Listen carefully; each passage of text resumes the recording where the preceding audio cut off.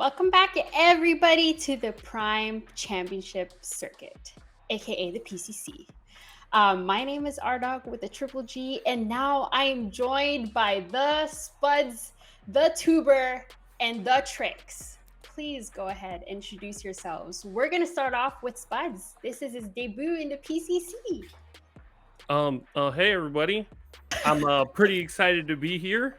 Kind of nervous. Never done this kind of thing before.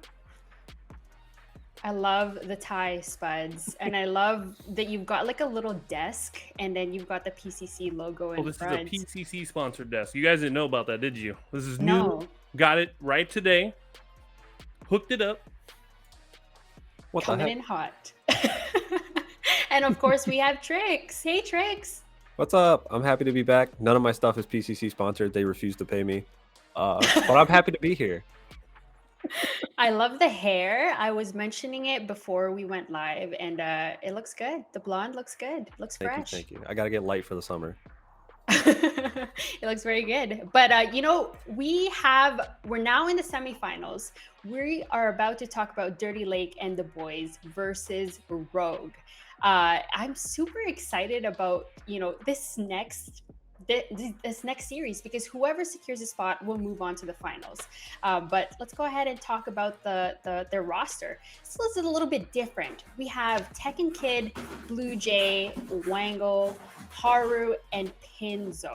Trix, tell me what you know about Rdawggg. Well, it's Tekken Kid, the god, and maybe undisputed, but Snoop looked pretty good, but Tekken Kid, offlane menace, Wangle, solid player. Haru and Pinzo, good duo lane. Pinzo, known for his Richter, famous for his hooks and his bandana. So I'm excited to see him again. I'm glad that they could be in the tournament today. Yeah, and I'm looking forward to see what they've got for us. Now we're going to take a look at the roster for Dirty Lake and the boys. This is a little bit different because we have their mid laner with Appy Picker, but I'll start from the top. Nitro, Grady, Appy Picker, Lakinator, and Toasty. We know Appy Picker has played for both of these teams and have played really well. Spuds, talk to me about what you know about Dirty Lake. All right. Well, I came into this whole thing completely blind. I know nothing about these teams. I know some of these names are pretty big, and I'm kind of excited to see the match. I think we're going to get a banger today. Yeah, I absolutely believe it. And I hope, and I'm looking forward to see what they both have in store for us. But, we got to do some predictions, okay? Before we go into the draft, I'm going to start with Trix. Dirty Lake and the boys or Team Rdawggg? I think the Dirty Lake and the boys can pull it out. I think they're just a little too grimy for Rdawggg to handle. Haven't showered in a couple days. They're sliding around. They're slipping around. I think Dirty Lake's going to show us why he's the dirtiest. Okay. And Spuds, who is your pick for this coming series? I'm going to choose the opposite of that and go with Rdawggg, because I know more of the names there. I've watched Tekken Kid in solo lane. I've been bopped by Tekken Kid in the solo lane. I've been watching Pinzo a little bit recently, so I think I'm going to have to go with Rdawggg on this one. All right, Team Rdawggg, Spuds is locking them in, but that puts me on the spot, and you guys like to, put pressure. I don't know, Team Rdawggg, they've got a different roster this time around, and I feel like they haven't played as much games together, so I think I'm going to go with Dirty Lake and the boys. I kind of watched, their first matches in the Fang Booth tournament, and they did pretty well, I think. So and we kind of watched them also in the group event of our PCC tournament. So I'm looking forward to see what they've got. In terms of the draft, though, any picks or bans that you think will come out, Spuds? I've seen a lot of Decker bands, so going off of everything that I've studied, which was a lot of nothing, I'm gonna go maybe with that. There might be a Decker band in here. Yeah, and I know you play a lot of Decker, so that's probably sad for you to see. It always hurts my heart whenever I see Decker getting banned. I understand why. She is a threat, but it just makes me real sad. Yeah, it's very unfortunate. And Trix, what about you? Well, I was going to say that I was expecting, maybe a Rampage, maybe a Decker. The long range hard CC has been kind of emphasized this tournament, but we're seeing the Lieutenant Bellica come out from Dirty Lake and the Boys, which I like that ban. You know, she's a menace, nice, easy, you know, dual role, maybe mid, maybe support, a lot of hard CC. The drone is still oppressive with how often it procs. Yeah, and now we see the Muriel ban from Rogue. This is a little bit different from what we've seen before. That's another support, okay, Spuds? Like, what other supports do you think they'll be picking from Team Rogue and Dirty Lake and the Boys? Well, as I stated earlier, Decker's still a threat. We saw what Vecron could do on Faye, so she's still probably a threat. Richter, hands down, I love that man. Hooks aplenty, easily do there. And I don't play any other supports other than roughly those ones, so I can't say anything about Narbash. All right, and now we see the Rampage for the first pick for Dirty Lake and the Boys. Trix, go ahead and talk about what you're seeing on the draft sheet here. Yeah, so anytime that you leave Rampage up, when your opponent has first pick, you can, you know, bet your bottom dollar that they're going to pick it. He's just really strong. He's super strong jungler, good clear, good ganks, scales really well. So you're kind of wagering that, like, maybe by banning Muriel, they're leaving Rampage up so they can get 2 priority picks. You see that they pick Sevarog and Kira. Sevarog is still, you know, really performing well in this tournament. Kira, you know, we've seen some wins, some losses. She does solid. She has solid team fighting. Gideon and Decker, though, coming out from D-Lab. Yeah, Spuds, what are you thinking about looking at this draft sheet? It looks pretty basic. You know, we got Rampage first pick, Sevarog for the opposite side. Kira's been pretty strong lately. Gideon's just, well, he's Gideon. Doesn't matter what you do to him. He can either get away or engage with the ults. Decker does Decker things. I'm kind of excited to see what Rogue's going to be choosing up next. And there goes the Richter and the Narbash lock-in. Pretty solid team right there. So far, I'm still enjoying my pick over going for Dirty Lake and the Boys. We got to see what they're going to come up with next, though. All right, Trix. Now they've got the Richter and Narbash. What are your thoughts on that? You know, this is kind of looking like a professor's draft. You know, with the Narbash with the long range engage, they have Sevarog subjugate into Richter Riplash. They have Narbash thunk into Richter Riplash. They have the big team fight from the Kira. But I like Dirty Lake and the Boys draft so far. The Rampage and the Decker, both huge long range stuns. Follow up with the Gideon. Picking Gideon and then having the opponent pick Richter Narbash feels kind of bad because that's 2 ways to pull you out of the black hole, but I really like the Shinbi pick here. We saw in the last series, it applies so much pressure in the off lane. You can push so much and just open up so much space for your team. So I really like Dirty Lake's draft.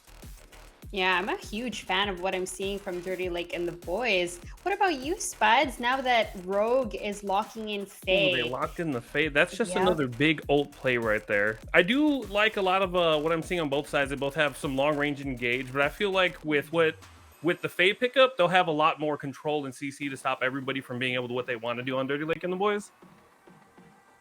Yeah, we're talking about the wombo combos. Trix was talking about like the Riplash into the Thunk, or the Thunk into the Riplash, or the Subjugate into the Riplash. Anything else that's standing out to you, Trix? I feel like overall Rogue's team wants a team fight. I think that they probably are going to excel in like the 3v3 skirmishes, but I think in 2v2s and smaller, Dirty Lake has the advantage. I think with the Shinbi, like I said, you know, they can split push, they can open up a lot of space. Rampage Rock and Decker Stun are both, you know, invaluable tools in team fighting and in small fights, and the Gideon ult can create so much space. It means that you have to save either the Richter Stun or the Narbash Stun for the Gideon, specifically to stop his ultimate, which creates a lot of tension on the enemy team where it's, you know, your communication has to be on point when it's, oh, hey, did you save your CC? Oh, no, I didn't save mine. Okay, well, now the Gideon just gets to ult for free, and then, you know, it can sow the seeds of discontent in a team that's, you know, not super disciplined and not communicative. Yeah, it's going to be, interesting to watch this next matchup or this series because I don't think Rogue has played a lot of games together when we were looking at the roster. But any other like things that stood out to you, Spuds, that you want to talk about the draft? You kind of got me on the spot right now. I was kind of ready to get into the next one and see where these teams go right now. So Rampage, Gideon, Decker, Murdoch, and Shinbi. That is Dirty Lake and the Boys. And then we've got Sevarog, Kira, Richter, Narbash, and Faye on Rogue. I'm still thinking I'm going with Rogue on this one, only because they have more CC. They have easier ways to peel for their team. They got the disengage with Sevrog ult. They can still re-engage with Richter Whiplash. Like, I feel like they just have more going for them in terms of like CC, peel, and stuff like that. The Shimby engages, they can hold her down and stop her from doing anything. Decker or Gideon uses ult. If they save CC, they could just pull them out of the sky, which I'm pretty sure we will be seeing. What is that item called? True Silver coming out? Yep, true silver bracelet. Gotta get that if you don't want to get pulled out from the sky. But with that being said, I know everybody wants to see this coming series. I'm gonna go ahead and pass it over to Geronimo Jack and SpookyMars. Thanks, Rdawggg. Thank you, Spuds, for coming out and being a guest on our show today. I really appreciate that you got all dressed up for it. You know, sticking a tie to your forehead. It's a great look on you, and you're doing a great job. Yeah, I am Geronimo Jack. I am here with SpookyMars, and I think we're ready to get a game going soon. Anything about the draft that you noticed, Spooky? Any preferences? Go ahead. I mean, we could talk all day about the drafts, really. We're going to get in the game. We're going to get into the game, but what I really think the key here was highlighted very early on in that desk segment, and it's all about this synergy between the teams. As noted, Dirty Lake and the boys have been playing just a little bit longer together with everyone on this team than Rogue has. I think at the end of the day, that plays a big part in your gameplay on the field here. You just have a little bit more trust, and it's not even about trust. It's about knowing how your team wants to play the game and what they may be preparing to do in any given moment. If you're staring at a potential fight, Dirty Lake and the boys, they intrinsically know, all right, my team is going to want to fight this. They're going to want to push forward. This is how they're going to want to approach this particular fight. Whereas Rogue may still be figuring out some of those kinks. That, to me, is the biggest thing to watch out for in this game. And one other thing to add on to what Rdawggg was saying earlier is that Appy Picker's actually played on both teams. Yes. So he gets a unique insight into, like Dirty Lake and the boys get a unique advantage into the team because he knows the shot calling and understanding of how Rogue works, and he can relay it to his team in order to get that advantage. Like he can say, oh, they're going to want to do this, they're going to want to do that, they want to move here, so let's try and be proactive about it and stop them before they go. And that can actually change how the game plays out. The way the game is starting, we're not seeing anything too exciting. Players just getting in, trying to get a ward off a little deep into the red side jungle in case Rogue's team or D-Lab's team decides to, try and walk past that or go for an early invade. And aside from that, it just seems to be 2 minutes of the game, just a bit of farming, nice, calm. Let's get this game going and ease into it. Sure. Now, there is a world, right? Appy Picker has been on both these teams. There's a world where Rogue says, okay, we know Appy Picker. We know how his tendencies tend to be. We know what kind of gameplay he likes to do. Maybe they just look to try to focus that mid lane a little bit more. Try to catch Appy Picker on some of his habits, some of his rotations, and they can look to find an advantage that way. I think that might be cutting it a little bit finer than they need to at that point, but it certainly is an avenue available to them. I think overall, they're still just better off playing their own game plan, trying to facilitate their own strengths. They have this Richter. You'll probably want to be able to get Richter pretty active, try to facilitate him, get him ahead, because if you can get in zone this Richter in a good spot, and Richter's just one of those characters that can really mess up a game for another team. If you consistently just find that one person that just doesn't get to play, keep them under leveled, make sure they don't get any farm, make sure they don't get XP, it can really throw a wrench into the game plan of Dirty Lake and the boys. So positioning can be crucial for Dirty Lake and the boys throughout this early game in particular, especially as we move to the mid game as well. Have to be aware of where everyone is moving on this map, lest you get caught unaware and pay the ultimate price on that. Yeah, I do think positioning is going to be a very, very important thing in this game, especially with the way the team comps are starting to flesh out. We have a very long-range heavy CC team, and Blue Jay's positioning himself to look for a gank because he's clearing out a ward right now. He's just waiting to see if something will happen. The gold buff now being taken by Tekken Kid and Haru, on Team Rogue. As Toasty's walking up right now to just get a little bit of poke off, trying to steal it, but Tekken Kid's going to block it out and allow it to be taken by his ADC.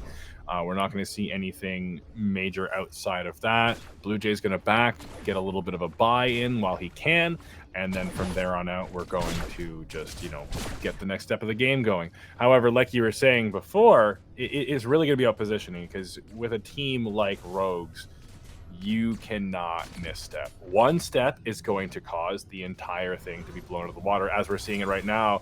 Grady caught out by Pinzo. He has to jump over the wall, but it's Nitro having to burn his flash. Shinbi trying to get away at next to no health. It might be enough. It might not. It's Tekken Kid walking up with the speed buff. Nitro looking to go down, and it's going to be the electrocute or the siphon on Sevarog to secure the kill.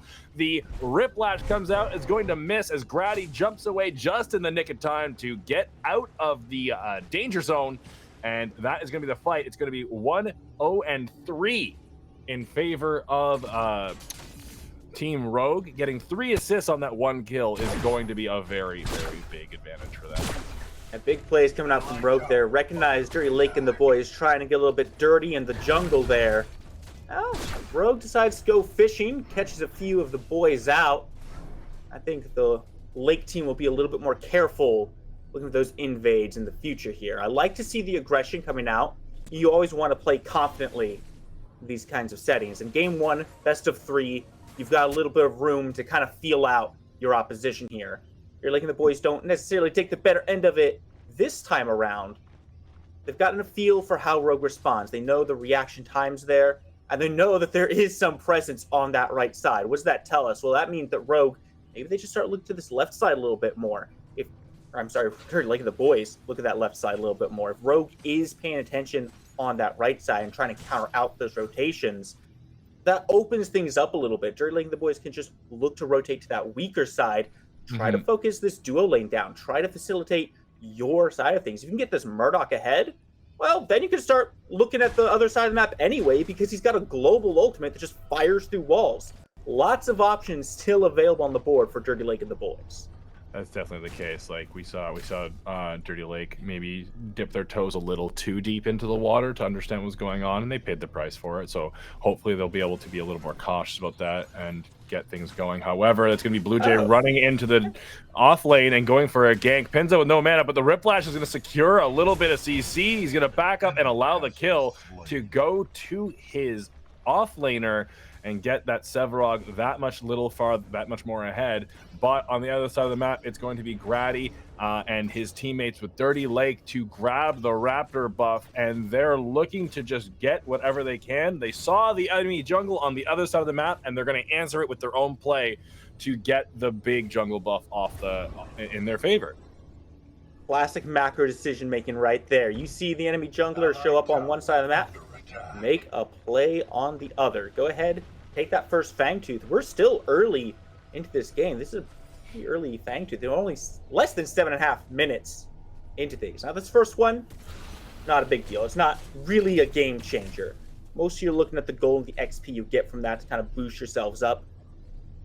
But as this game goes on, if you allow Lake and the boys to have that kind of position, we have another fight coming out again as Grady is going to run into Blue Jay, and they're going to scuffle a little bit right by the staircase in the jungle entrance, and then just back right off shortly afterwards. But yeah, like you were saying, it's just the way the game is playing out. You have to be just careful. Another fight breaking out right now as Tekken Kid's going to step right on top of the mine and get himself caught and killed by Lakeinator and Toasty. Are there just now trying to absorb whatever wave he can as Lakeinator and the boys are going to go. Lakeinator and the boy, Toasty, are going to go grab that gold buff and get a little bit of an advantage in their favor. As far as the Raptors concerned, the first buff, like you said, doesn't matter that much. It's more of a nice to have than a need to have. And that goes the same for the second Raptor as well. It's not until the third one that pops up where that's a need to have and a need to stop sort of thing. You're really taking the second Raptor. If you haven't secured the first one for yourself, you're taking the second one to stop the third one from being set up more than you are trying to get your own advantages. But that 50% jungle buff duration increase does make a difference, especially on like red buff for jungle clears and for the mini prime buff on its own as well. Sure, it does apply to that as well. All jungle buffs affected by that first Fangtooth. Keep an eye out here. Actually, has to pull all the way back.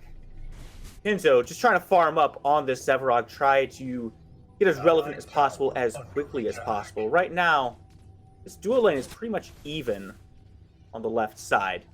Seen a kill go one way. Gold buffs have gone both ways so far.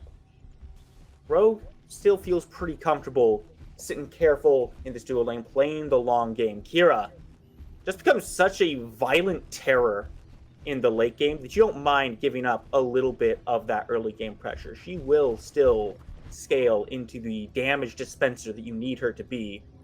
And Haru, more than capable of playing that safe game. Right. I wouldn't be too surprised if we see a little bit more attention being put over towards this right side from Rogue. Have Blue Jay put a little bit more attention, try to just kind of get Pinzo more scaling on the Sevarog. Because if you can get him out of that lane and rotating across, you touched on the mini prime. Get him that buff. This Sevarog is going to be a terror. It becomes so tanky. With the Siphon scaling up, it does a pretty significant amount of damage. Take a look. Dirty Lake and the boys are the one over here on this mini prime. And grabbing this macro advantage right now, you know, they saw early on in the game when there was a gank coming out of Rogue on the other side of the map, they reacted by taking the Raptor. And now they're taking the advantage they can. Like, Pinzo could really use this this buff in his favor, but instead we're seeing it go to Rogue. And even then, with the wave pushing up, there's not much they can do. Like, Pinzo just has to farm it out while he loses his Cyan.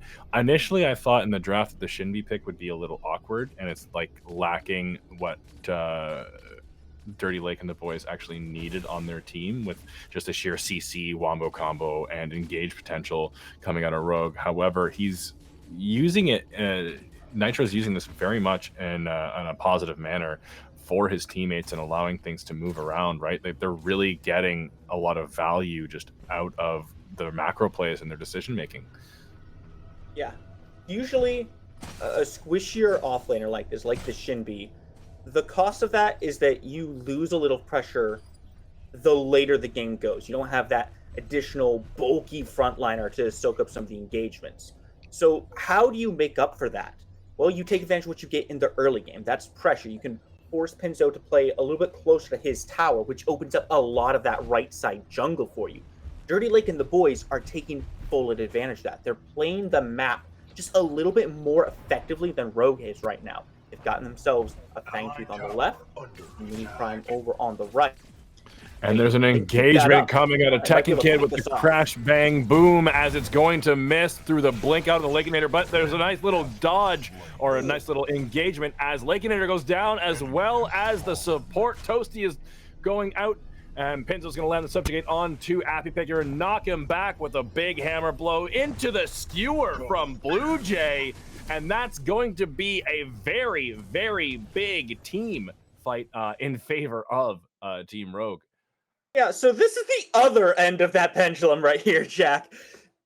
You're right. You got a good pressure pick over on the right side, but you're missing that additional front line. You're missing the CC chains. Rogue has all of it in spades. Pinzo comes over at the perfect time.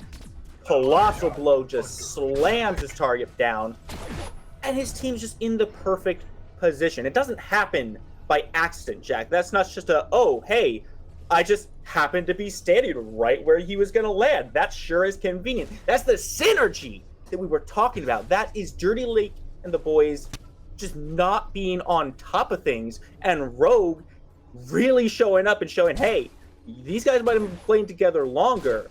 We have been putting our reps in. We know what we're doing. Rogue is not here to sleep. They're here to play. They're here to win.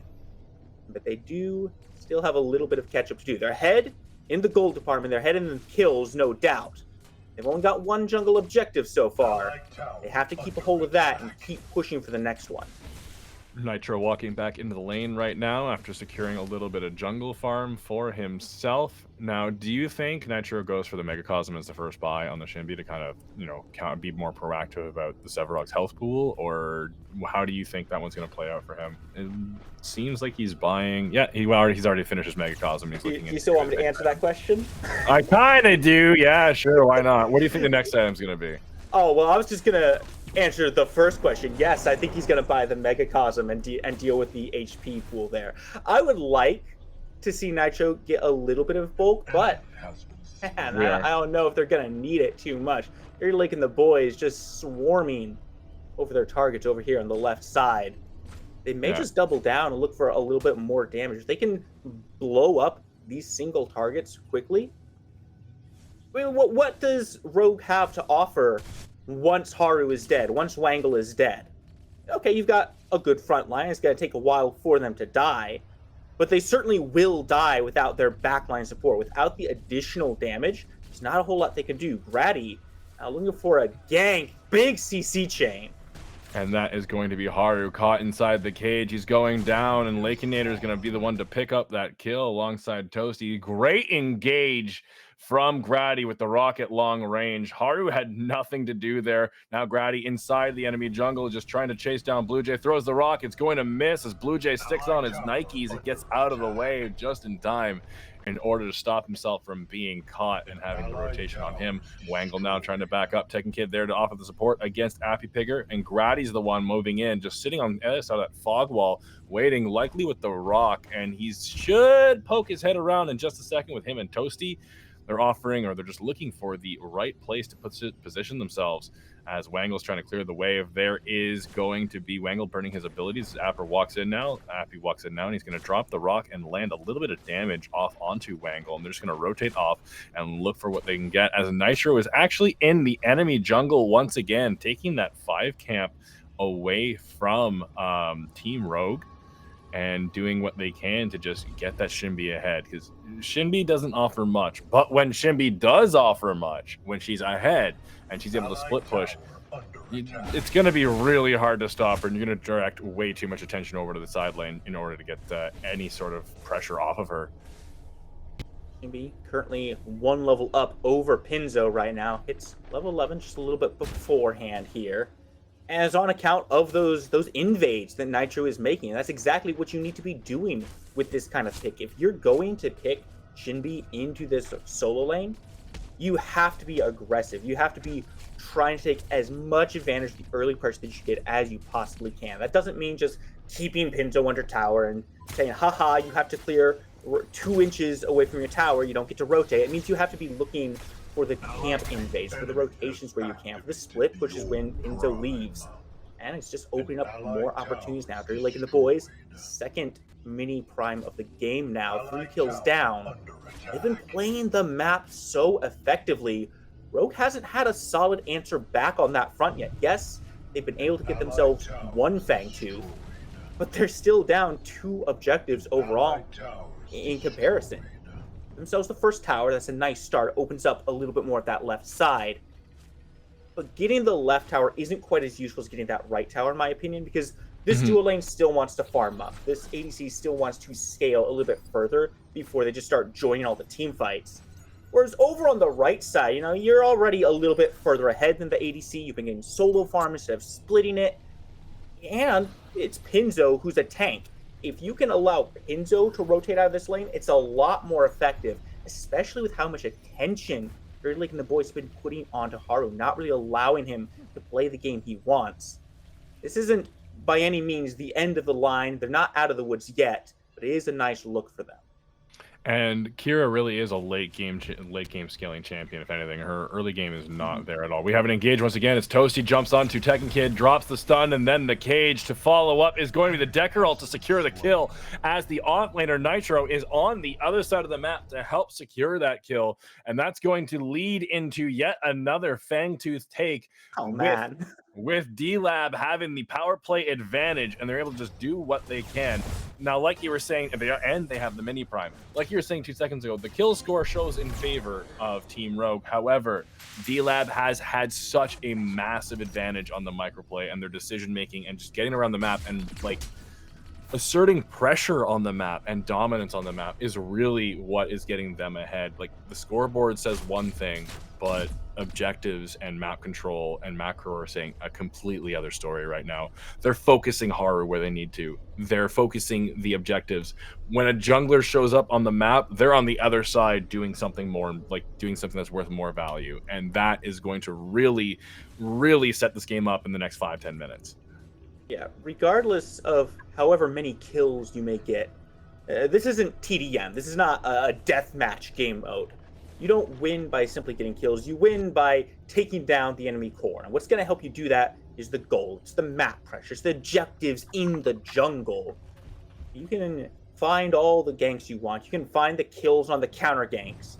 But if you're not turning that into something real on the map, it's not Like they really are giving you again. an advantage. Grady going aggressive, but shouldn't be able to find too much here. Blue Jay is here to back up Haru, and boy, howdy does he need it. Haru has been relentlessly hunted by this jungler throughout the entirety of this game. 20 minutes we're at right now, and now Blue Jay gets a little bit of a taste of rock himself. And that is a nice, like we're talking about pressure, we're talking about objectives. Tekken Kid going down now to Nitro, Appy, and Toasty. Like, this game is very one-sided at the moment. Like, there's not much that Rogue has had the opportunity to actually like counteract or engage. There was that one excellent team fight that they secured their own Raptor fight, and that's going to be another kill again, as this time it's Faye going down to Grady and Lakeinator, and they're just owning this jungle now. This doesn't belong. This no longer belongs to Blue Jay. This is Grady's jungle. This is Lakeinator's jungle. The boys are back in town, and they're showing you that they're in charge. Simple as that. Yeah, it's a dirty lake, and it's a deep lake, and the Rogue currently find themselves drowning in its murky depths right now.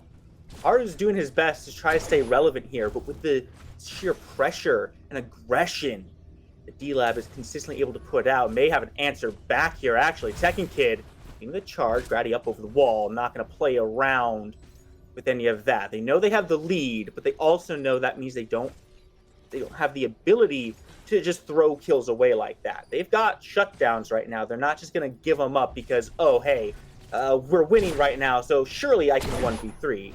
No, D-Lab has a little bit more discipline than that, a little bit more patience. See an unfavorable fight, you know, and disengage from that and get back to the farming that's oh so important for D-Lab. Just more camps for Grady to take. This time it's going to have to be in his own jungle. You can see that Rogue still has some fight left in them. They're still willing to step up and try to respond to Dirty Lake and the boys. They're willing to say, no, this isn't just your second jungle. We still have property here. We have a title. We pay our taxes in this jungle. And they're trying at least to hold on to what they can. You could even call them landlords if you really wanted to. They're just there collecting they're renting rent right now. they're collecting rent, dude. Like, that's really what's gonna happen here. We have another engage. The Thunk comes out, followed by a great Riplash and Skewer on Blue Jay. That's gonna be a nice, a beautiful pick. That hook came out of nowhere as Appy Picker now walks in. He's going to drop the rock onto Wangle with Grady throwing his own and hitting Kira, who has to back out. She's going to blink and dash. It's now Blue Jay trying to do what he can to frontline for his team, and add that Peel's Nitro now goes in to drop his own bit of damage to see if he can get the stack off, and Nitro now being knocked under the tower by the Sevarog. He's now caught out alone, trying to get away, and he does manage to secure himself a little bit of safety. And they are now going to back off. I believe the next play that they should be looking for, aside from more jungle farm, which seems to be the case all the time. Here's another Riplash coming in on to Grady, who's caught out himself as Pinzo dashes in. The big black hole being canceled by Appy Picker, as so much is happening in this team fight. It is Shinbi now being knocked up, and followed by another knock up coming out from Dirty Lake and the boys. everyone's sitting so so? low right now, and no one is able to secure the kill, as Nitro is going to be able to get out with barely an HP, as Pinzo is now being locked inside the cage. He's going to get hit by the Shinbi ultimate, and that's going to secure the kill. In favor, it's going to be 2-1 for Dirty Lake and the boys. What an excellent team fight. Everyone played that so perfectly, living at next to no HP, using every resource they could, and just what do you do? That's good predecessor right there. Man, truly tragic for Rogue in that fight. They started off so well, found a great pick, put him down, nice. Now you've got the 5v4 advantage. What do you do with it? Well, not a whole lot, as it would seem. They're just a little bit too far behind right now. D-Lab just plays the fight better. Happy Picker had a massive flank, put a ton of damage out right off the bat, and pulled all the attention from Rogue away from the chase. I turned around and said, oh, there's a Gideon here. Oh, we're not killing the Gideon. He's still alive. Now, Rogue has to try to respond to this Orb Prime. With only 2 here, not a lot they're going to be able to do about it. The most they could do is just say, okay, guys, we know where D-Lab is. Let's try to make something happen wherever we can on this map in the meantime. Oh my god, making something happen is going to be Decker and Grady throwing from downtown. Just call him Kobe, dude. That was a double max range hit out of Dirty Lake and the boys. My god. My god. What are they looking to do next? They do have the advantage with the Prime buff, and they are now going on to the Primal Fangtooth. There is more than a 200 CS lead in favor of Dirty Lake and the boys, which is absolutely mind-boggling.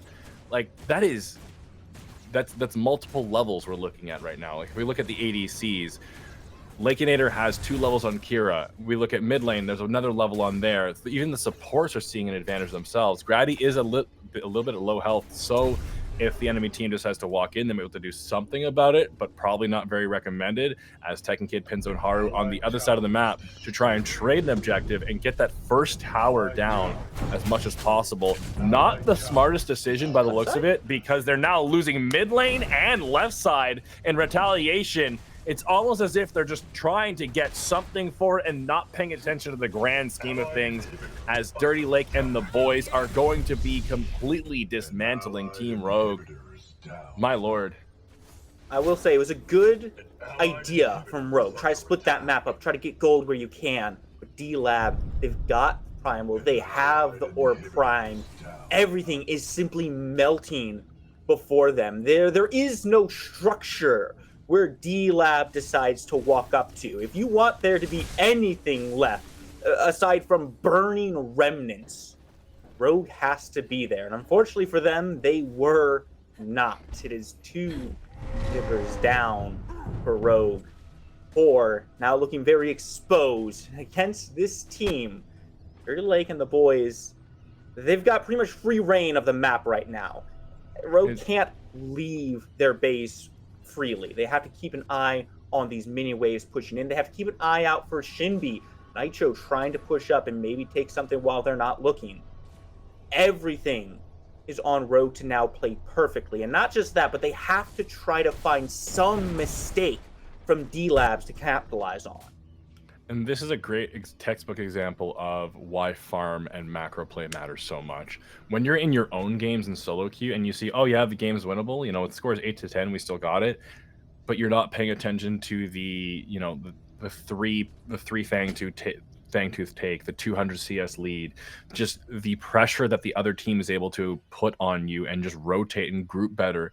Like you're really selling the game short and not understanding the true gravity of what's happening to you in that regard. Sure, the score is 8-10, but all those other things are adding up so much that maybe in a different world you could win that game. But truly, it is one person in the driver's seat, and that is the end of the story. Just we're seeing so much control being exerted by Dirty Lake and the boys over Team Rogue. It's just like, how do you respond to that? It's too late in the game to be able to just turtle up. You just have to hope to God you get the one big team fight out, right?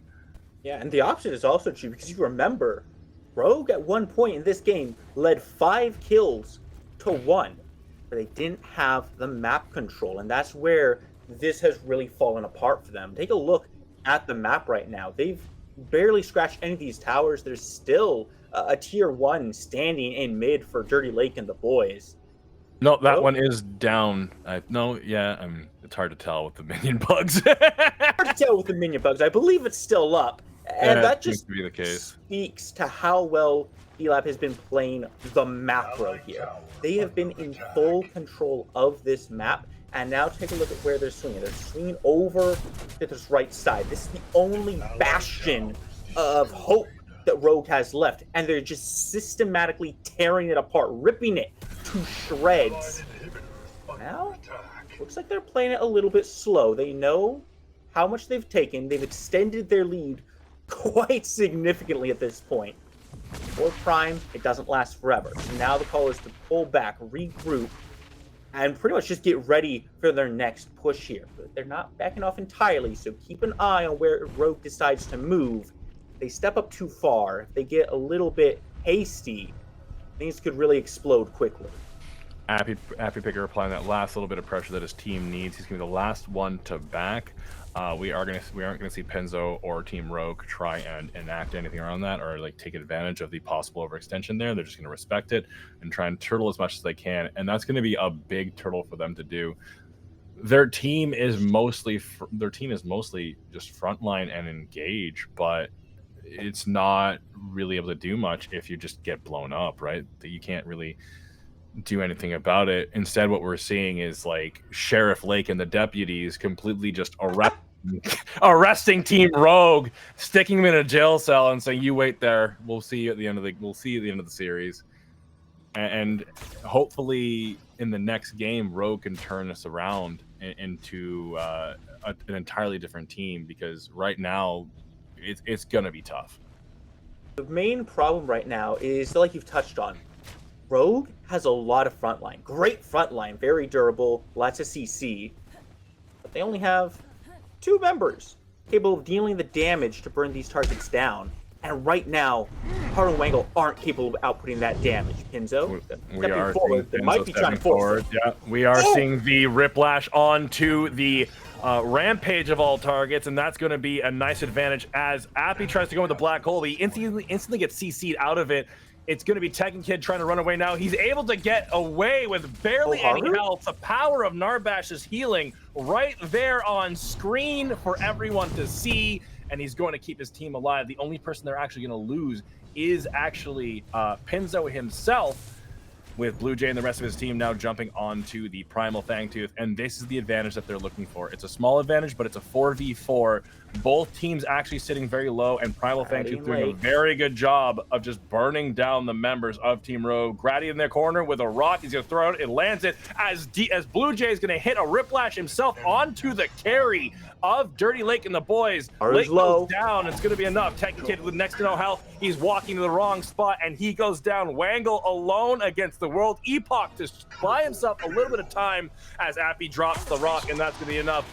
The Primal Fangtooth was the hero play. It was the Hail Mary, and it wasn't the one they needed to make at that time. My God. I mean, I love the play from Rogue. I think it absolutely was the right call for them to do, but afterwards, you have to disengage. You got to get out of there. You've already taken the fight. You've used your cooldowns. You've taken the fight. You've expended your health. Then you went straight to that Primal Fangtooth. You've expended more health on that.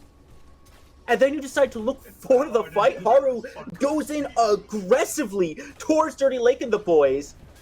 And that's simply not where they needed their ADC to be. They needed to just buy time and disengage entirely from that, make their way back to their base and reset. And now they've simply dug their hole a little bit deeper. Not as deep as it could be. When I saw the wipe come through, I thought, okay, well, that's the grave for Rogue. But D-Lab, they decide to take it a little bit slower than that. They're not going to look to burn down the core. Instead, they switch over. Take that Orb Prime once again, which means Rogue still has the chance for a defense left in them. It's going to have to be the defense of all defenses. The defense of a lifetime. But they still have a chance. It's not over just yet. And you know, the second Rogue went onto that Primal Fangtooth and they were caught, D-Lab was just like, "Stop right there, criminal scum. You can't go any further. And they just got the team fight. They got the wipe out of it and then took the next objective. So really now, as you're saying, Haru and the rest of his team has to play this perfectly. The spawn timers and the respawn timers are getting so long, it almost doesn't matter who wins, who doesn't. But when you have the advantage that D-Lab actually does, you know, it really adds a lot of pressure on your team, and you need to just play with the clearest mental possible. Never an easy task. We are seeing D-Lab actually do that right now as they take more pressure and control over the enemy jungle and trying to ward it out. As Jay walks in, he's going to get caught, and there is the Decker cage. That's the jungler going down. Not the person you want to see, as Lakeinator is going to pick up another kill onto Wangle. The big laser coming out, followed by the black hole to secure yet another one. 3 down now on Team Rogue. That's going to be 4 down. 1 more until it's the RGS aced for Team Rogue. As Haru has to walk back in his base, whether or not he decides to try and defend is really up to him. But I don't really know if Kira can do much in this situation against such a big rampage. Gotta be Haru the hero here. It's gotta be Haru the hero, but he's not willing to step out. Ain't getting anything. That's gonna be a nice 1-0 for D-Lab, as they now have a near 200 CS advantage to end that game. The scoreboard stayed very close for most of it, but behind the scenes, the map pressure, the control, the just complete landlording of the enemy jungle, that was how the game played out. Like, it doesn't matter your kills, it matters all those other things, and it was truly one-sided for such a long time. Yeah, honestly, I mean, it was frustrating to watch that at the end, because I had this whole idea of how Rogue could try to defend on that core, because they had so much displacement, so much CC. They could have just broken apart the team fight from Dirty Lake and the boys. But instead, what happens is Blue Jay just says, walks in. I wonder if they're in my jungle. The answer was yes. They're in my jungle. Well, there's no getting away from that one. There was fight back from Rogue the entire way. At the end of the day, the macro just came out ahead, and Dirty Lake and the boys, and they just took control of that map, and they did not relinquish it. We've had nothing but sweeps on stream all day today, so it really comes up to Rogue to see if they can get that upset or bring it to game 3. But we'll have the desk talk more about that in just a second. I'll take it away to Rdawggg. Thanks, Jack, and thank you so much, SpookyMars. You know, what a game won by Dirty Lake and the boys versus Rogue. We talked about how Appy had the insight in both teams because he's played in both of them, you know, but Grady was just all over that game, and Dirty Lake taking over this game by securing those objectives. What a display of macro management by Dirty Lake and the boys, and just overall spectacular display of mastery, right? So, Spuds, what'd you think? I think I got let down. Every time a thing happened, they did nothing with it. They just went back to lane, started farming again. There was no pressure for Fang. There was no pressure for Mini. I just feel like they just didn't play to their strengths with the type of CC they had. Yeah, that was just... there was a lot going on there, and it was just unfortunate that, you know, Rogue had that great front line, which was what Jack talked about, but there just wasn't enough damage. Trix? Yeah, it's tough when you compare the team comps. They kind of want to do similar things. I think the real big difference maker is Narbash Thunk has limited range. You throw it, it gets to the edge, it disappears. With Rampage and Decker, if I want my CC to go farther, I just look up. And we saw that so many times. Just Rampage rock from the fog wall across the whole lane, stunning Haru into the Decker stun, into the cage, into the Murdoch ult. And that was like kind of the theme of D-Lab's team comp is you're going to get CC'd from somewhere where you can't see us, and then you die. Yeah, I absolutely enjoyed watching those wombo combos. But, you know, actually, this is just a question that I just want to throw out. Does anybody know why they have that name, Dirty Lake and the Boys? Spuds or Trix? I absolutely have no idea why it's Dirty Lake and the Boys. Have you watched that movie, The Other Guys? Maybe when I was younger.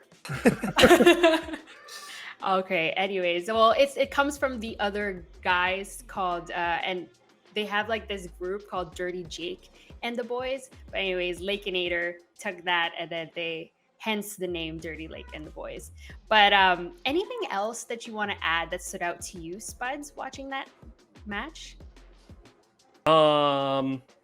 I jotted out a whole bunch of notes here. I had something ready to talk about, but I like to do this thing on stream where I'm like, okay, this is the point in time where the game was lost. And once the hook came out and hit the Decker, pulled her into the jungle right before the first big fight that got Dirty Lake the big orb.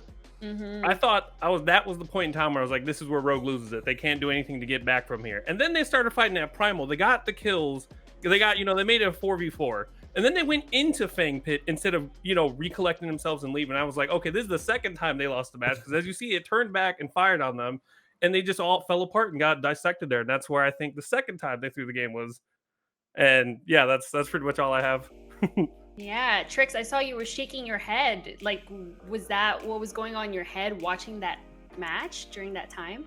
Yeah, just watching people go into Primal Fang Pit with low health is a death sentence. I mean, even with Narbash healing, I know it's a lot, but it does a lot of damage. Just this whole match was full of surprises. From the offset, seeing Pinzo in the off lane and Tekken on support was surprising. And then seeing the way the game turned out, I was expecting with hard CC from both sides, I was expecting a lot of kills, a lot of skirmishing. And then we didn't. We saw a lot of jockeying for position. And then it was really just kind of Dirty Lake and the Boys slowly getting a lead, taking objectives. I think by the end of it, they had taken 10 objectives to Rogue's 1. So it was a lot of just positional macro play that ended up with a low kill game, but it was pretty textbook from D-Lab. Yeah. Spuds, what does Rogue need to do in order for your prediction to come true? Well, I haven't been watching a lot of scrims or anything like that, and I feel like I started feeling real fearful at the beginning when I saw that they ended up swapping Tekken Kid and yeah, Pinzo that was roles, different. and I know them in the reverse order, so I feel like maybe they should try to play to their strengths and, maybe re-swap those roles. Yeah, who knows? Maybe we'll see Pinzo back in the support role and Tekken back in the off lane. What do you think, Trix? What does Rogue need to do in order to turn this around? Yeah, I agree with Spuds. It was so weird to see Rogue kind of get their iconic character picks. The Sevarog, we saw Tekken Kid dominate with it. The Richter, we've seen Pinzo dominate with it. And then to see them on players that weren't those, it was so weird. It was like this uncanny valley of if I asked ChatGPT to draft me a Rogue comp, and then it got 90% of the way there, but then it was a little off. It was a little off, yeah. But with that in mind, let's go take a look at the brackets so far. We know the winner of this series, Dirty Lake and the Boys versus Rogue. Whoever wins will go up against even worse timing. Oh my goodness. I don't know. At this rate, if it's going to be a sweep, I think it's going to be Dirty Lake and the Boys against even worse timing. But anything you want to add, Spuds, so far? It doesn't matter which team wins. I think we're gonna get a banger of a finals. Hell yeah. And speaking of that, we do still have that special message near the end of our broadcast. So make sure you are still tuning in for that. I'm super excited. And any other last remarks looking at that bracket, Trix? Dirty Lake is dirty, and I'm excited to see what even worse timing can do in the finals. All right, and now we are going to go ahead for a break.